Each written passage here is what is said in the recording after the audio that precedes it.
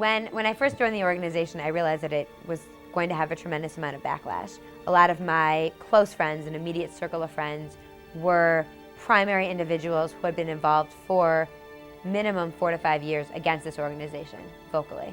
After given that opportunity to speak with people from inside the group, I decided to give it a chance and see if all of these allegations and all of these things that people were saying about the group behind their back had base to them, were true, and I decided to accept the tap into the organization. I would sit through their side of the story just for the sake of having an argument, for the sake of hearing their argument so that I could come up with my own.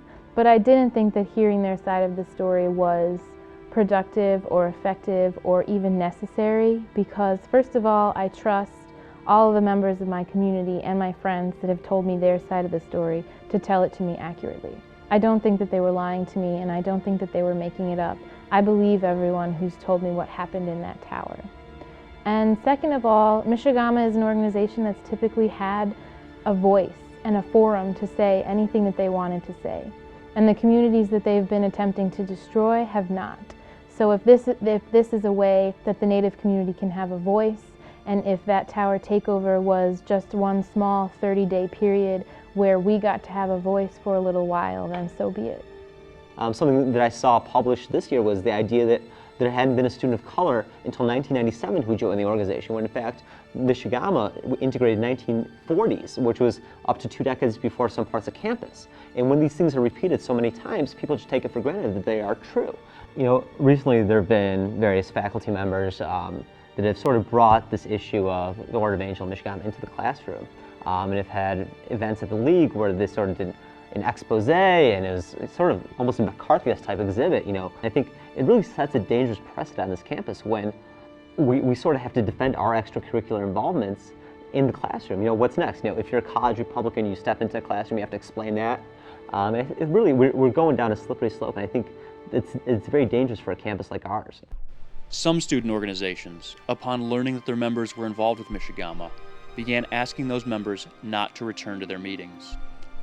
Sam Wall and Brian Hall were 2 such individuals who were banned from returning to groups they were dedicated to for much of their Michigan careers.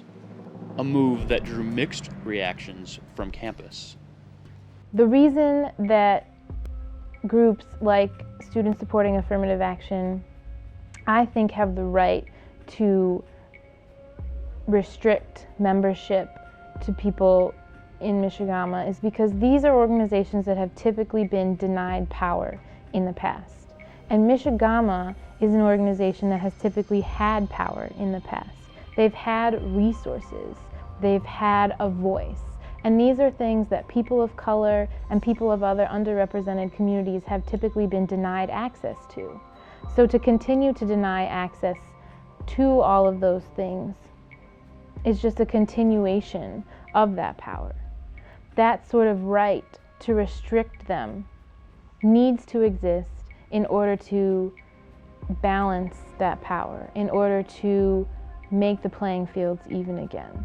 For example, I don't think it's right for an organization like Hillel to restrict Palestinian or pro-Palestinian members. However, I think if a Palestinian organization or a pro-Palestinian organization wanted to restrict Zionists, that would be completely in their right to do so, because that is one way to restore power to an organization or a community that power has been so violently torn away from.